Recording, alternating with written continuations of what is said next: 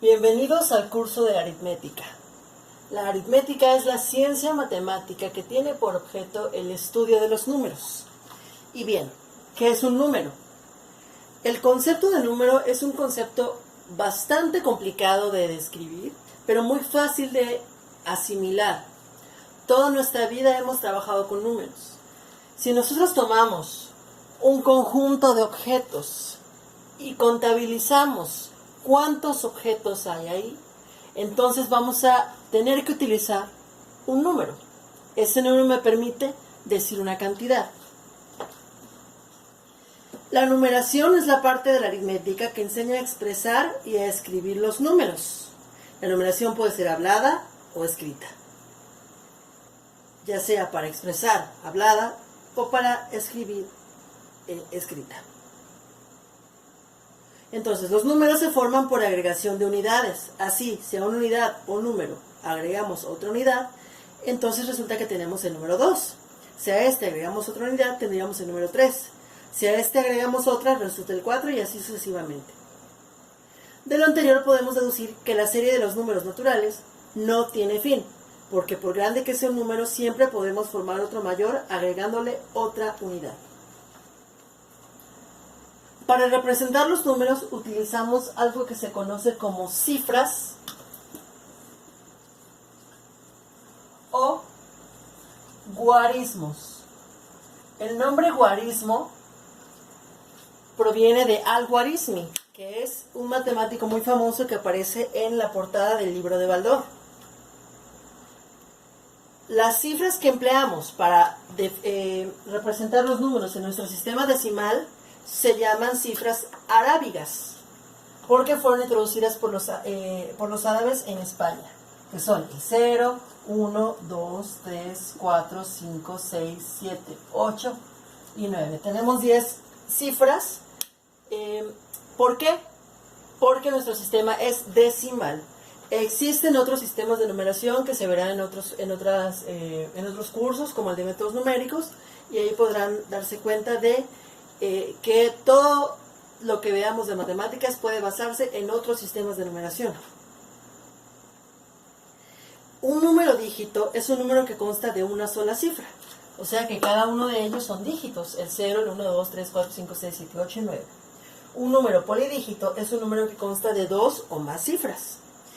Y el sistema de numeración es el conjunto de reglas que sirven para expresar y escribir los números.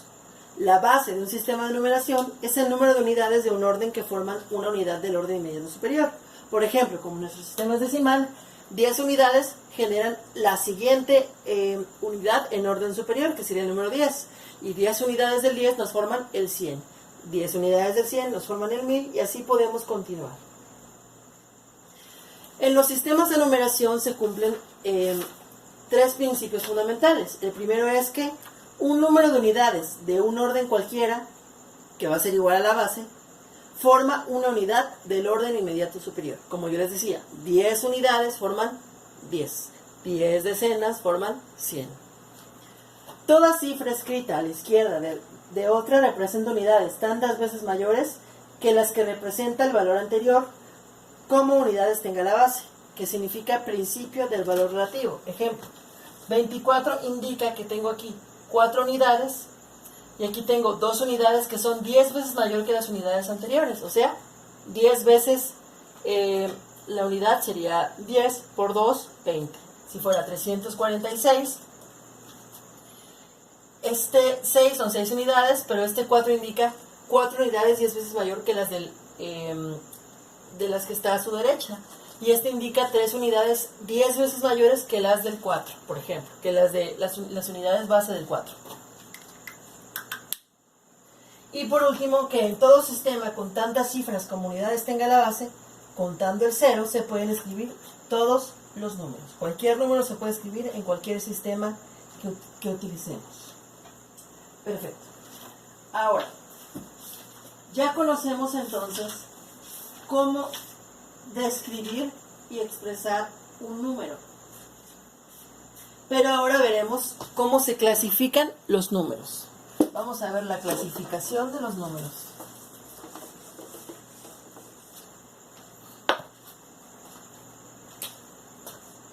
Clasificación de los números. Ok, comencemos con el concepto más básico. Si nosotros contamos los objetos que podemos percibir en nuestro alrededor, los vamos a contar con números enteros positivos. A esos números se les conoce como números naturales y se describen con esta N.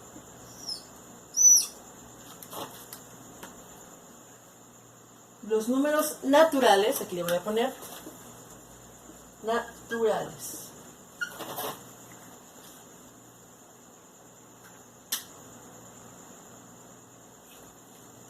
Nos permiten cuantificar los objetos que tenemos en la naturaleza. Con estos números se pueden realizar operaciones como sumas.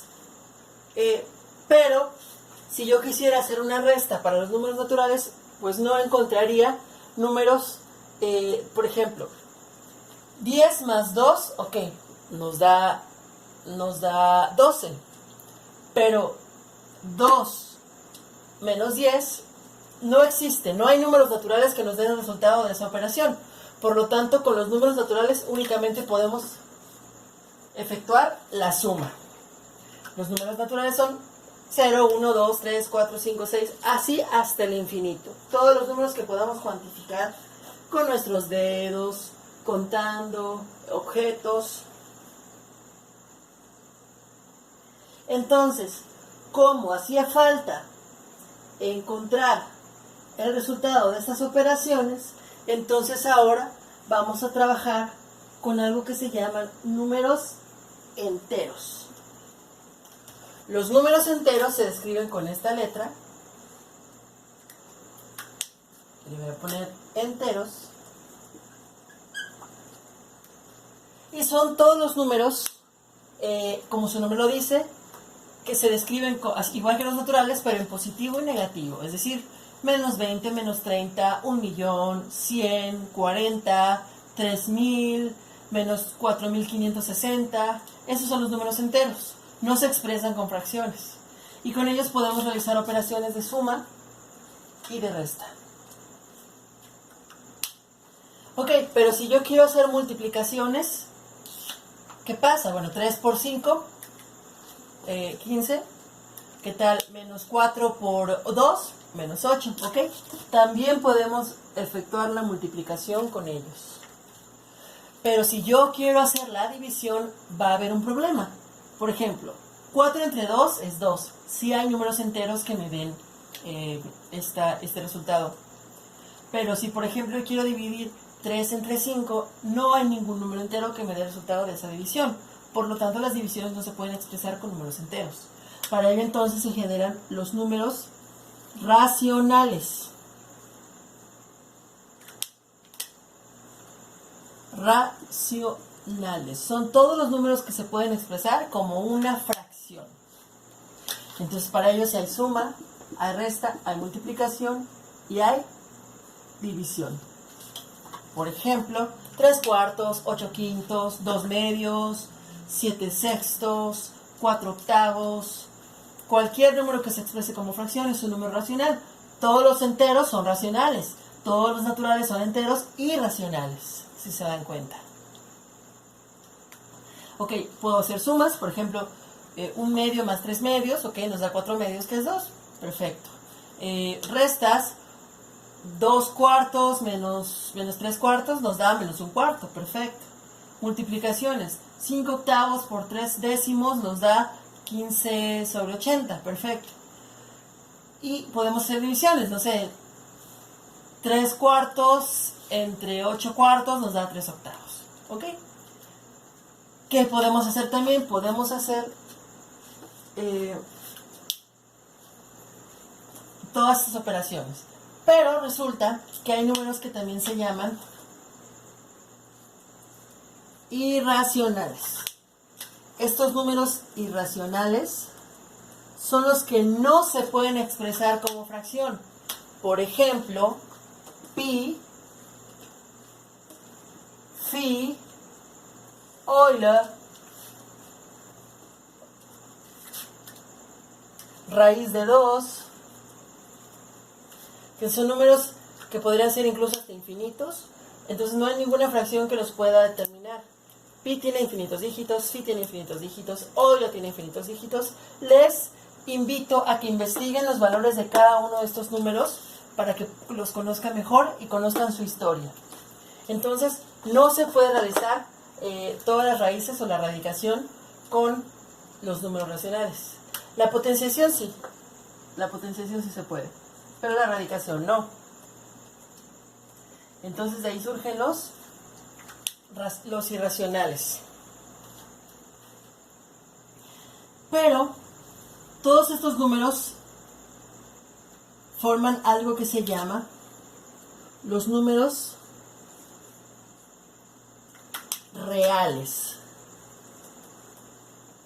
Es decir, el conjunto de los racionales y los irracionales nos dan los reales. Los racionales pueden tener enteros y naturales. Enteros y naturales. Entonces, todos los números que conocemos y manejamos en las matemáticas más básicas son números reales. Y siempre que hablemos de números reales, nos hablaremos de todos los enteros positivos, los enteros negativos, las fracciones, los números infinitos, irracionales, etc. Pero existe otro tipo de números, que son los números imaginarios.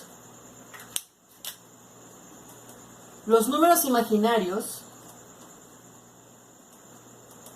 surgen cuando queremos obtener raíces de valores negativos. Por ejemplo, si quiero tener la raíz de menos 4, acuérdense de que una raíz es, por ejemplo, la raíz de 4, sabemos que es 2, porque si multiplico 2 por 2 me da 4. Pero, por ejemplo, raíz de menos 4, ¿qué ocurre? Debo encontrar un número que multiplicado por sí mismo me dé menos 4. Si yo multiplico menos por menos es más, y si multiplico más por más también es más. Entonces no hay números reales, a eso se refiere, no hay números en ninguno de estos rubros, en ninguno de estos grupos, que multiplicado por sí mismo me den un número negativo. Y por lo tanto para ello surgen los números imaginarios que veremos a fondo más adelante. Por lo tanto, al conjunto de los imaginarios y los reales se les conoce como números complejos. Los números complejos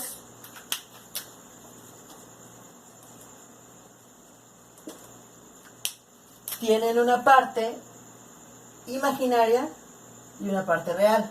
Voy a llamarlo así: alfa más beta y, donde alfa es la parte real y beta es la parte imaginaria. Así es como se clasifican los números. Vamos a hacer la clasificación en un diagrama y en un esquema para que podamos comprenderla mucho mejor.